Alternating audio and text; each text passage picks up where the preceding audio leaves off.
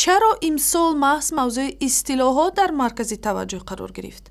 اگر ما به طور مختصر هم دوران شوروی و هم دوران استقلال را نظر اندازیم ببینیم اگر تمام محققان در تمام همین دوره ها از خرج و مرج و از نابسامانی در بخش اصطلاحات زبان شکایت کردند.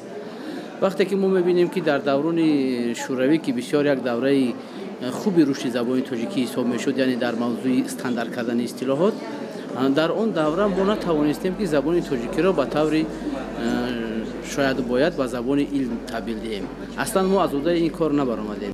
تاجیکستان 23 سال است صاحب استقلال است و مگر این مدت برای همگونسازی اصطلاحات کافی نبود؟ فعالیت اصطلاح سازی در زبان تاجیکی در دوران استقلال هنوز در آغاز کار قرار دارد.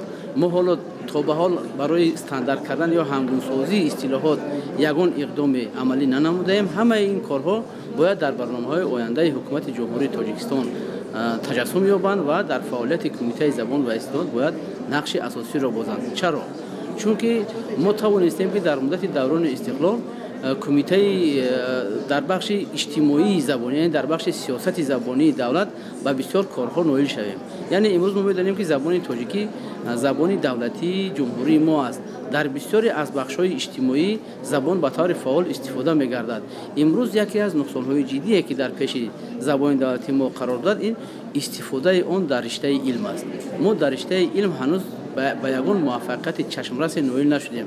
برعکس با دیگر شدن قرارهای کمیسیون عالی فدراسیون روسیه اوید به تهیه کارهای علمی، ما امروز مجبور هستیم که کارهای علمی خود را به زبان روسی انجام دهیم. تشکر. سیف‌الدین نظرزاده، دکتر علمی فیلولوژی در صحبت آزادی بود.